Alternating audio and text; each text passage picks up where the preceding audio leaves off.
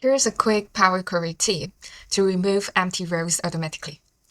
Alright, so sometimes in the raw data, we may have some empty rows from the system export or manual data entry or some copy-paste error. Alright, so for example, in this sample data, I have some blank rows. And let's import this into the Power Query. So go to Data and from Table Arrange.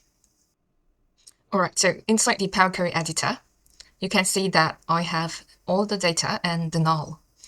Instead of deleting manually or by filtering, I can go to Home and click on this Remove Rows and just remove blank rows.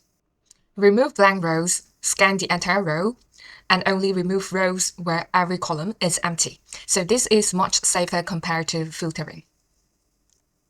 Alright, now let's look at another example. Let me just close this. Now in this cell, I add a space. So the cell itself looks empty, but it has a space. And let's import it into the Power Query again. So Data and from Table Range. Alright, so now you can see that the other cell is null, except for the one that I've added the space. It's like a blank. And if I go to Home and click on Remove Rows and Remove Blank Rows, this row is not removed because it has the space. So what I can do now is that I can right-click at the column and go to Transform and use Trim.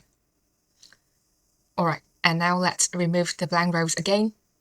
And now I got the blank row removed. So if you have some row or some cell that look empty, but it is actually not empty, you can use Trim or Clean in Power Query and then remove the blank rows. This keeps your data clean and avoid errors in further data analysis. Alright, so definitely try it out, and if you find this tutorial useful, make sure to follow me and I'll see you next time. Bye.